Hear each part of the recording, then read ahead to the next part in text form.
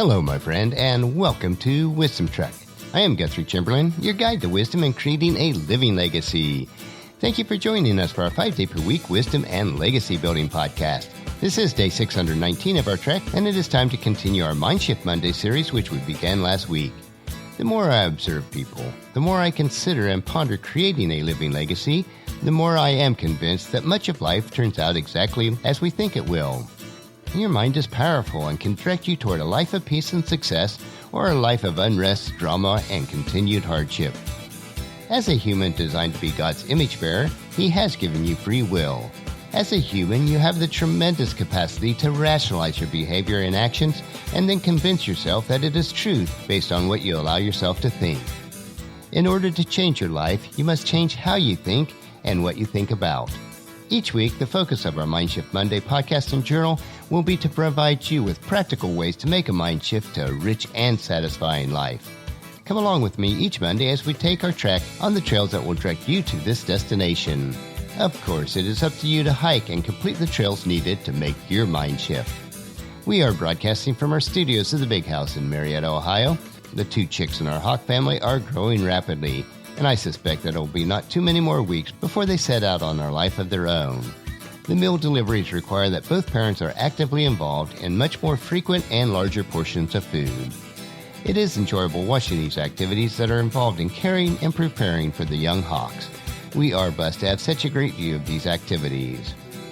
With our grandkids out of school for the summer and Hazel's leukemia treatment set for once a week, our schedules are starting to settle into more of a routine. Our lives will never return to what they were previously, but that's okay, because we realize that life is always in a pattern of constant change.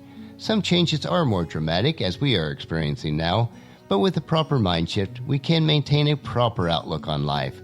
We are willing to invest whatever time is needed to pour into our children and grandchildren's lives as part of our living legacy. The impact that we have on their lives each day is the only things that will truly pass on to them through the generations to come. All of us go through experiences that will bring us joy and cause us sorrow. You must learn to change with the seasons of life, just as you change with the seasons of the year. Expect it and prepare for it. You must first prepare your mind before you can prepare and impact your world. A powerful mind shift that most of us need reinforced in our lives is that of compassion and care for others. This begins by changing the way you think about compassion, especially to those who are less fortunate than you are. Since your thinking has such an impact on your life, and consequently on the lives of others that you impact, you need to know how to think properly and what to think about. So on our trek for today, we will consider how you get to the place where you can say, I couldn't care more. How many lives are wasted and destroyed because the world's attitude and actions toward people that are in need shout to them, I couldn't care less. How much better would the world be if these attitudes and actions were replaced in your life and the lives of others, where we reach the point of saying, I couldn't care more. In order to change the world, you must think differently than the world. The only way that this will happen is if you change the way you think about those who are less fortunate. The fundamental step as a Christ follower is to let God transform you as He taught us in Romans chapter 12, verse 2.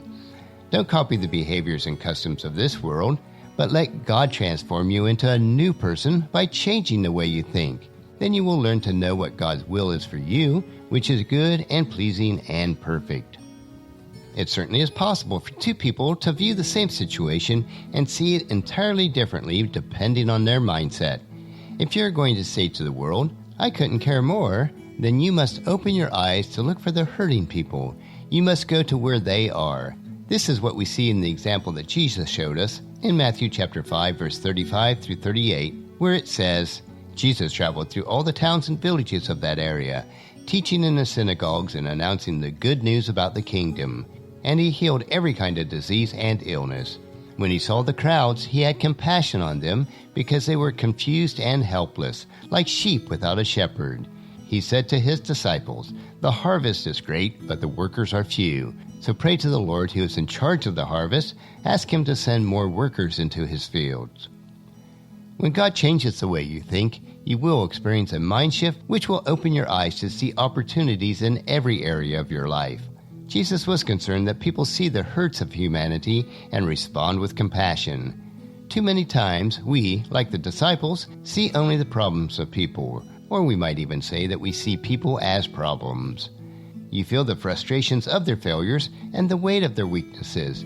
You have enough problems of your own, and you don't feel like you have enough strength to deal with the weaknesses of others. When you allow God to change the way you think, you gain strength that you do not realize that you have. It's easy to forget that helping others, many times, it will result in helping yourself. The Apostle Paul taught us in Romans chapter 15, verses 1 through 3, these principles. We who are strong must be considerate of those who are sensitive about these things. We must not just please ourselves. We should help others to do what is right and build them up in the Lord. For even Christ didn't live to please himself. As the scriptures say, the insults of those who insult you, O God, has fallen on me. If you say to your neighbor and others that you associate, I couldn't care more. You must open your heart to allow love for others, even when they are unlovely. Paul tells us again in 1 Corinthians chapter 13, verse 3, if I gave everything I have to the poor and even sacrificed my body, I could boast about it, but if I didn't love others, I would have gained nothing. It is not only about giving more material things. Any relief agency can do that. While material things are needed in certain situations, they are a poor substitute for love and understanding. Most people don't need more things, they need more tenderness. As Christ followers, we should stop copying the customs and behaviors of the world and let God transform us by changing the way we think. In doing so, our lives will start to show the fruit of the Spirit, which is listed in Galatians chapter 5, verses 22 and 23. But the Holy Spirit produces this kind of fruit in our lives: love, joy, peace, patience, kindness, goodness, faithfulness, gentleness, and self-control. There is no law against these things. What will it take for you to reach a place where you can truthfully say, I couldn't care more? I know I certainly need to work on my mind shift in this area of my life. With these things in mind, we will conclude our trek for today, and let us ponder if our lives reflect the fruit that is listed above. If not, then continue your mind shift by allowing God to continue to change the way you think. It is then that you'll be able to live the rich and satisfying life that is available to each of us. Next week, we will continue on Mindshift Monday, and on our trek for tomorrow, we will explore another wisdom quote. This 3-minute wisdom supplement will assist you on becoming healthy, wealthy, and wise each day.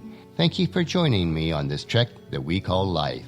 Encourage your friends and family to join us, and then come along with us tomorrow for another day of Wisdom Trek, creating a legacy. If you'd like to listen to any of the past daily treks or read the daily journal, they are available at wisdom-trek.com. You can also subscribe on iTunes or Google Play so that each day's trek will be downloaded to you automatically. And thank you so much for allowing me to be your guide, your mentor, but most importantly, I am your friend, as I serve you through the Wisdom Trek podcast and journal.